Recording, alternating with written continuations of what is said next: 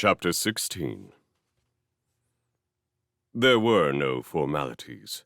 The president declared the meeting open and then turned to Alvin. "Alvin," he said kindly enough, "we would like you to tell us what has happened to you since you disappeared 10 days ago." The use of the word disappeared, thought Alvin, was highly significant. Even now, the council was reluctant to admit that he had really gone outside Diaspar. He wondered if they knew that there had been strangers in the city, and rather doubted it. In that event, they would have shown considerably more alarm. He told his story clearly and without any dramatics. It was strange and unbelievable enough to their ears, and needed no embellishment. Only at one place did he depart from strict accuracy, for he said nothing about the manner of his escape from Lys. It seemed more than likely that he might want to use the same method again. It was fascinating to watch the way in which the attitude of the council members altered during the course of his narrative. At first they were skeptical, refusing to accept the denial of all they had believed, the violation of their deepest prejudices. When Alvin told them of his passionate desire to explore the world beyond the city, and his irrational conviction that such a world did exist, they stared at him as if he was some strange and incomprehensible animal. To their minds, indeed, he was. But finally, they were compelled to admit that he had been right, and that they had been mistaken. As Alvin's story unfolded, any doubts they may have had slowly dissolved. They might not like what he had told them, but they could no longer deny its truth. If they felt tempted to do so, they had only to look at Alvin's silent companion. There was only one aspect of his tale that roused their indignation, and then it was not directed toward him. A buzz of annoyance went around the chamber as Alvin explained the anxiety of Lys to avoid contamination with Diaspar, and the steps that Seranus had taken to prevent such a catastrophe. The city was proud of its culture, and with good reason. That anyone should regard them as inferiors was more than the council members could tolerate. Alvin was very careful not to give offense in anything he said. He wanted, as far as possible, to win the council to his side. Throughout, he tried to give the impression that he had seen nothing wrong in what he had done, and that he expected praise rather than censure for his discoveries. It was the best policy he could have adopted, for it disarmed most of his would-be critics in advance. It also had the effect, though he had not intended this, of transferring any blame to the vanished Kedron. Alvin himself, it was clear to his listeners, was too young to see any danger in what he was doing. The jester, however, should certainly have known better, and had acted in a thoroughly irresponsible fashion.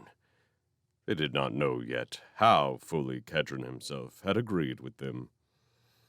Gesserac, as Alvin's tutor, was also deserving of some censure, and from time to time several of the counselors gave him thoughtful glances.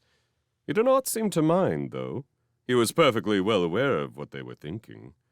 There was a certain honor in having instructed the most original mind that had come into Diaspar since the dawn ages, and nothing could rob Gesserac of that. Not until Alvin had finished the factual account of his adventures did he attempt a little persuasion. Somehow, he would have to convince these men of the truths that he had learned in Lys. But now, how could he make them really understand something that they had never seen and could hardly imagine? "It seems a great tragedy," he said, "that the two surviving branches of the human race should have become separated for such an enormous period of time. One day, perhaps, we may know how it happened. But it is more important now to repair the break, to prevent it happening again. When I was in Lys, I protested against their view that they were superior to us. They may have much to teach us, but we also have much to teach them. If we both believe that we have nothing to learn from the other, is it not obvious that we will both be wrong?" He looked expectantly along the line of faces, and was encouraged to go on. Our ancestors, he continued, built an empire that reached to the stars. Men came and went at will among all those worlds. And now their descendants are afraid to stir beyond the walls of their city. Shall I tell you why? He paused. There was no movement at all in the great bare room. It is because we are afraid. Afraid of something that happened at the beginning of history. I was told the truth in Lys, though I guessed it long ago. Must we always hide like cowards in Diaspar, pretending that nothing else exists? Because 1 billion years ago, the invaders drove us back to Earth. He had put his finger on their secret fear. The fear that he had never shared, and whose power he could only therefore never fully understand. Now, let them do what they pleased. He had spoken the truth as he saw it. The president looked at him gravely. "Have you anything more to say?" he asked, "before we consider what is to be done?" "Only one thing. I would like to take this robot to the central computer." "But why? You know that the computer is already aware of everything that has happened in this room." "I still wish to go," replied Alvin politely but stubbornly. "I ask permission both of the council and the computer." Before the president could reply, a clear, calm voice sounded through the chamber. Alvin had never heard it before in his life, but he knew what it was that spoke. The information machines, which were no more than outlying fragments of this great intelligence, could speak to men. But they did not possess this unmistakable accent of wisdom and authority. "Let him come to me," said the central computer. Alvin looked at the president. It was to his credit that he did not attempt to exploit his victory.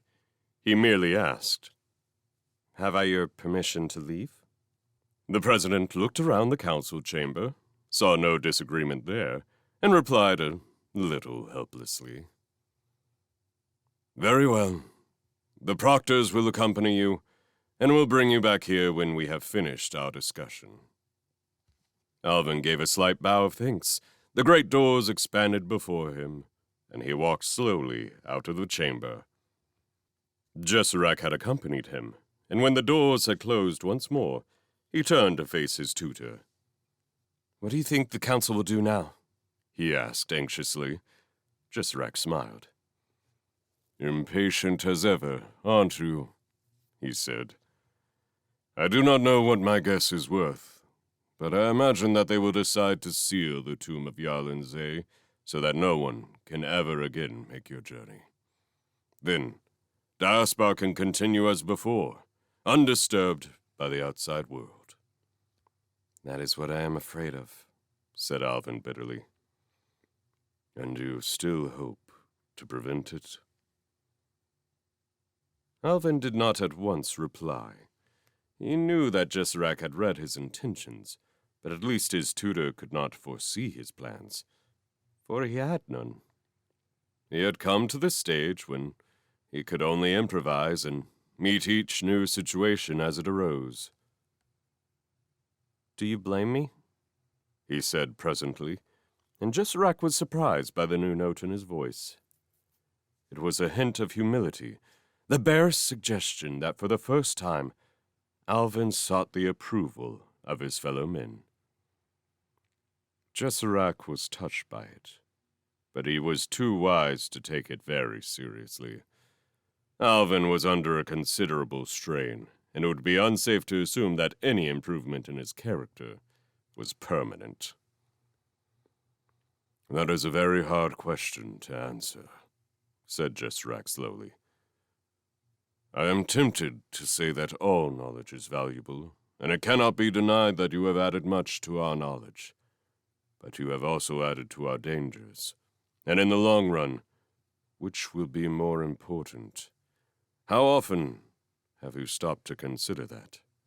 For a moment, master and pupil regarded each other pensively, each perhaps seeing the other's point of view more clearly than ever before in his life.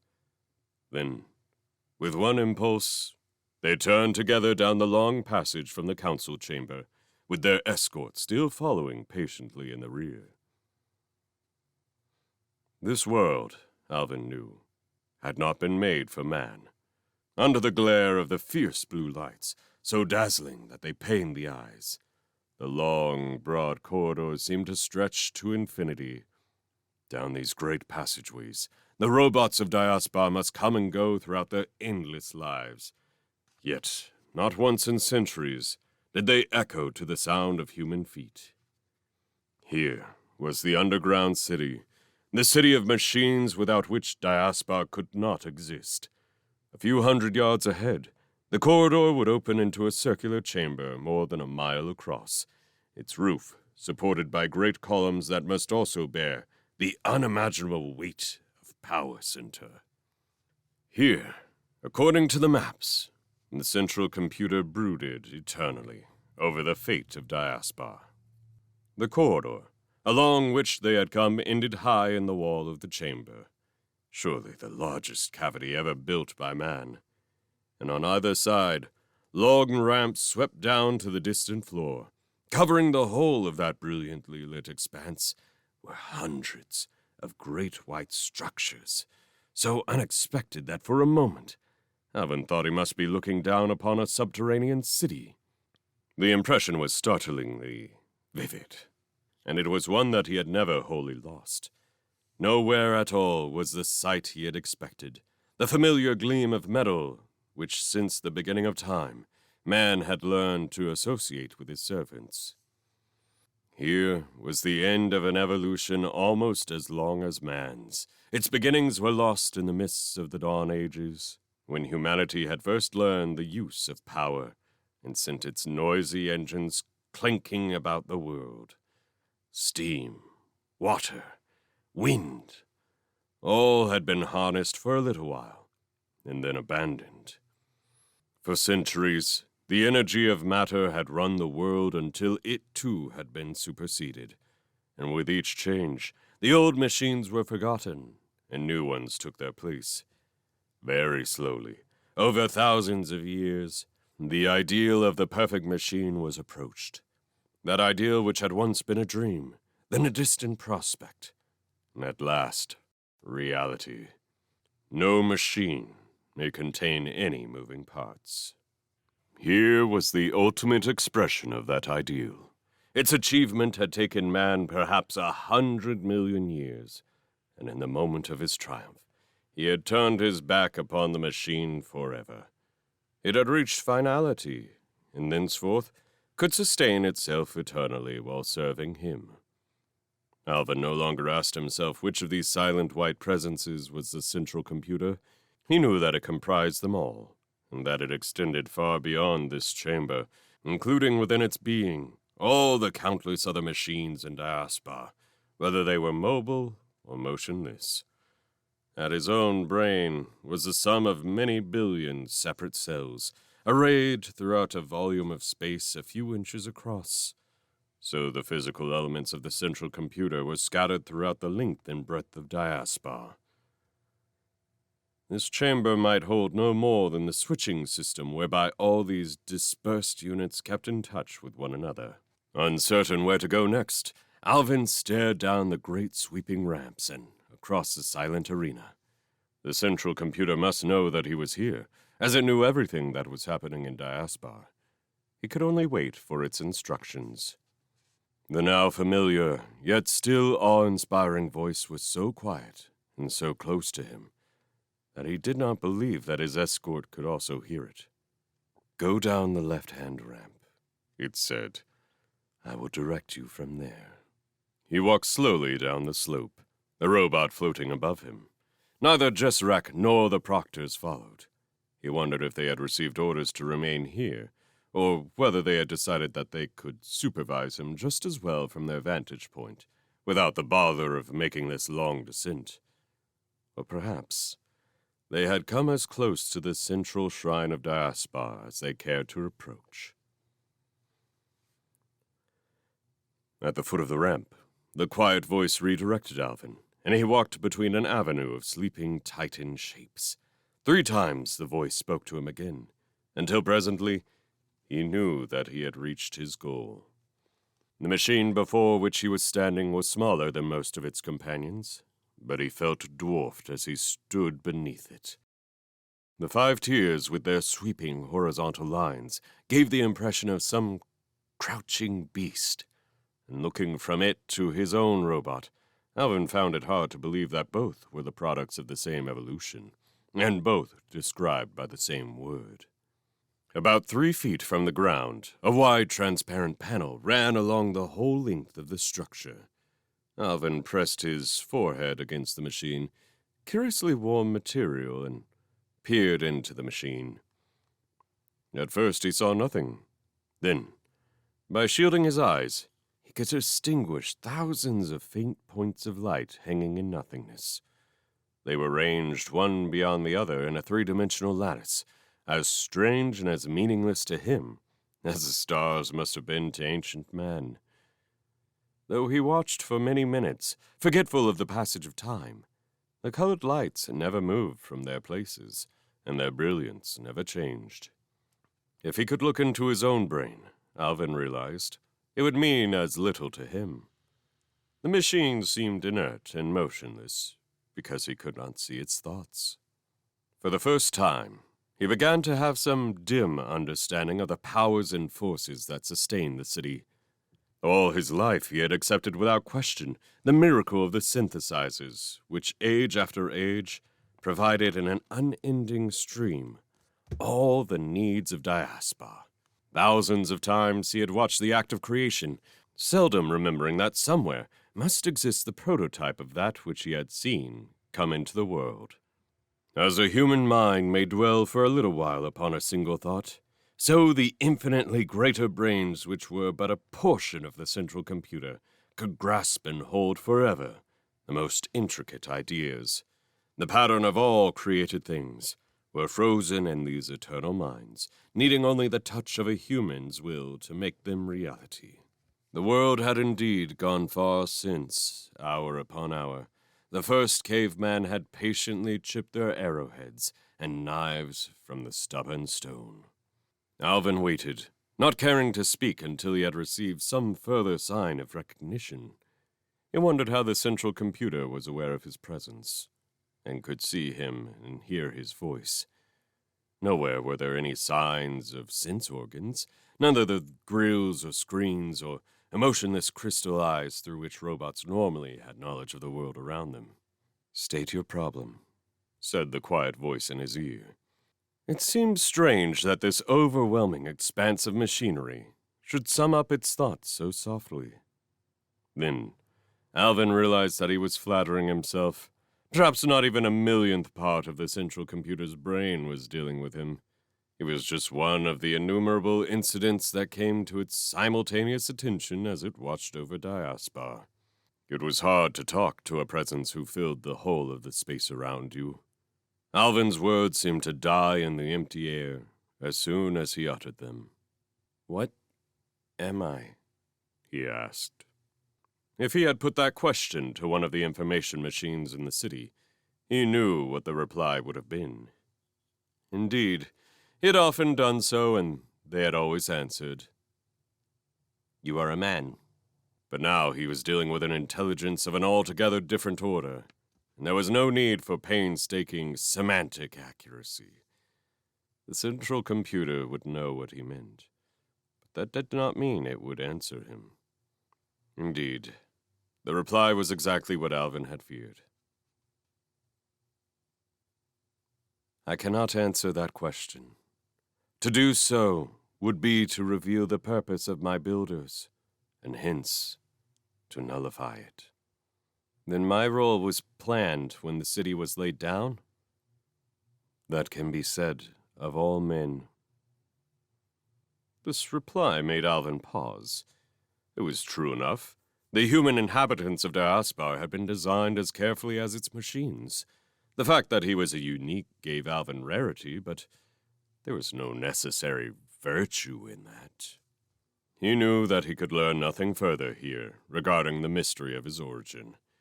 It was useless to try to trick this vast intelligence, or to hope that it would disclose information it had been ordered to conceal. Alvin was not unduly disappointed.